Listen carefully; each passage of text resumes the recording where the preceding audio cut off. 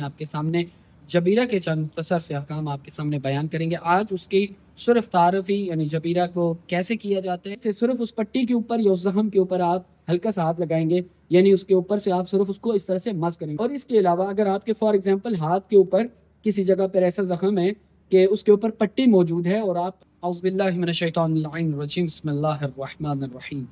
السلام علیکم ورحمۃ اللہ وبرکاتہ۔ مومنین اکرام، جیسا کہ آپ کو پہلے جب ہم نے وضو کی ویڈیو بنائی تھی تب آپ تک یہ خبر پہنچائی تھی کہ انشاءاللہ ہم بعد میں آپ کے سامنے جبیرہ کے چند مختصر سے احکام آپ کے سامنے بیان کریں گے۔ آج اس کی صرف تعارفی یعنی جبیرہ کو کیسے کیا جاتا ہے، کب کیا جاتا ہے، کون سی صورت ہے کہ جسے جبیرہ وضو کہا جاتا ہے۔ عام طور پہ عام شخص کو وضو کا تو پتہ ہوتا ہے، مگر وضو جبیرہ کا الگ سے عنوان آتے ہیں تو اس کے ذہن میں سوال آتے ہیں کہ یہ وضو جبیرہ کیا ہے۔ وضو جبیرہ ایک آسان الفاظ میں اگر بتایا جائے تو وہ یہ ہے کہ اگر آپ کے جسم میں یعنی اعضائے وضو میں سے جو اعضائے وضو ہیں، چہرہ، دونوں ہاتھ ہیں آپ کے یعنی کونیوں تک بازو ہیں، سرکا ہے اور سر، اور اس کے بعد دونوں پاؤں یعنی جو کہ مسح کرنے کی جگہ، یہ تمام اعضائے وضو کہلاتے ہیں۔ اور ان میں سے اگر کسی جگہ پر کوئی ایسا زخم آ جاتا ہے یا پھوڑا ہو جاتا ہے یا آپ کا بازو فار ایگزامپل کو ہڈی ٹوٹ جاتی ہے تو اس صورت میں اس کے اوپر اگر کوئی دوائی لگی ہوتی ہے یا پھر اس کے اوپر پٹی ہے یا پھر آپ کو کوئی پلسٹر ہوا ہے کسی جگہ پہ ہڈی ٹوٹنے کی وجہ سے، تو اس صورت میں ایسی جو صورتیں ہوتی ہیں اس کو جبیرہ کہتے ہیں۔ اور جب اس صورت میں وضو کیا جاتا ہے تو آپ پانی وہاں پہ نہیں پہنچا سکتے، لہٰذا ایسی صورت میں آپ کو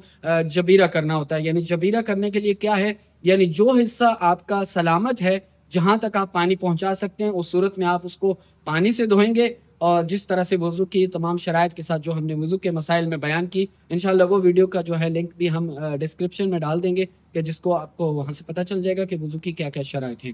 تو وہاں پہ اس بھی شرائط کے ساتھ آپ وضو کریں گے، مگر صرف اس چیز کا خیال رکھیں گے کہ اگر آپ کے زخم یعنی اعضائے وضو میں سے کسی جگہ پر ایسا زخم ہے، پھوڑا ہے یا کوئی ایسی جگہ جہاں پہ پٹی ہے اور ڈاکٹر نے منع کر رکھا ہے کہ اگر اس کو پانی لگے گا تو پانی کی صورت میں یہ زخم خراب ہو سکتا ہے، یعنی آپ کے لیے مضر ہے، تو اس صورت میں آپ نے فقط اس کے اوپر کیا کرنا ہے، اپنے جو آپ نے باقی حصہ دھویا اس کا جو پانی بچا ہوا آپ کے ہاتھ میں تری باقی رہ جاتی ہے، اس تری کی بھی ہم نے اس وضو کی شرائط میں مکمل وضاحت کی ہے کہ یہ تری پھر اسی تری سے صرف اس پٹی کے اوپر یا اس زخم کے اوپر آپ ہلکا سا ہاتھ لگائیں گے، یعنی اس کے اوپر سے آپ صرف اس کو اس طرح سے مس کریں گے۔ فار ایگزامپل میرے چہرے پہ اس جگہ پر ایک زخم آتا ہے یا پھوڑا کوئی اس طرح کا بنتا ہے کہ جس کی وجہ سے ڈاکٹر نے مجھے منع کر رکھا ہے کہ یہاں پہ آپ پانی نہیں پہنچا سکتے، تو اس صورت میں جو میرا باقی چہرہ ہے، پورا جو جتنا حصہ ہے واجب حصہ ہے، اس کو میں دھوؤں گا پانی کے ساتھ۔ اور اس کے اوپر اگر تو یہ اس طرح کا ہے کہ اگر اس کے اوپر میں ہلکا سا ہاتھ بھی لگاؤں گا تو اس صورت میں بھی اس کو پانی پہنچتا ہے، تو اس صورت میں یہ ہے کہ میں اس کے اوپر ایک صاف کپڑا رکھوں گا جو کہ پاک ہوگا اور اس کے اوپر سے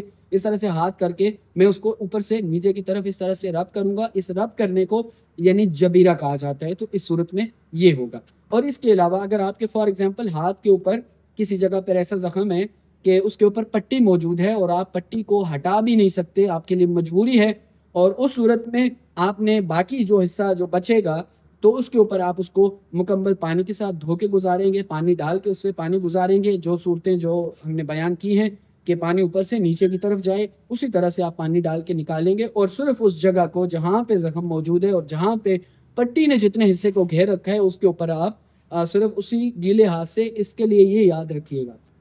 اکثر لوگ یہاں پہ یہ غلطی کرتے ہیں، وہ یہ سمجھتے ہیں کہ جو جبیرہ کرنا ہے اس کے لیے ہاتھ میں جو پانی لینا ہے وہ الگ سے لینا ہے، یعنی دوبارہ سے ٹوٹی کے نیچے سے دوبارہ پانی لے کے ہاتھ کو ایسے گیلا کریں گے اور پھر اس طرح سے ماریں گے، ایسا نہیں ہے۔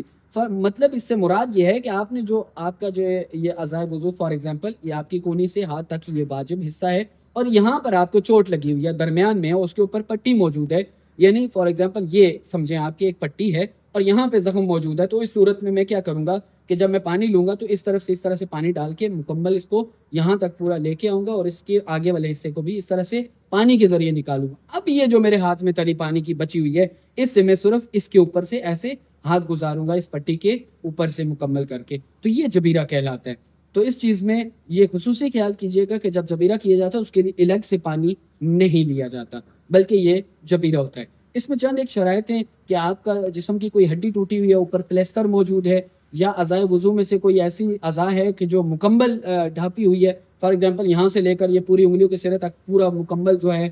پٹی سے بندھا ہوا ہے اور اس میں کوئی بھی جگہ خالی نہیں ہے کہ آپ جہاں پہ پانی ڈال کے اس سے وضو کر سکیں، یا آپ کے چہرے میں پورا زخم ہے کہ کہیں بھی کوئی جگہ خالی نہیں ہے کہ جہاں سے آپ دھوئیں، یا آپ کے دونوں ہاتھ زخمی ہیں، یا آپ کا سر جو ہے وہ زخمی ہے اور اس کے اوپر جو ہے وہ پورے سر کے اوپر پٹی ہے تو آپ مسح بھی مکمل نہیں کر سکتے. تو اس کا اگر نجس ہے یا کوئی اس کی صورتیں ہیں تو وہ چند ایک صورتیں کہ ایسی صورتیں بھی ہیں کہ جن صورتوں میں آپ نے جبیرہ وضو بھی کرنا ہوتا ہے اور اس کے ساتھ تیمم بھی کرنا ہوتا ہے. انشاءاللہ اگلی ویڈیو میں ہم مکمل تفصیل کے ساتھ کہ کون سی صورتیں ہیں کہ جن صورتوں میں جبیرہ وضو کے ساتھ ساتھ تیمم کرنا بھی واجب ہوتا ہے وہ بھی آپ کے سامنے بیان کریں گے. تب تک کے لیے میں آپ سے اجازت چاہوں گا. فی امان اللہ. التماس دعا.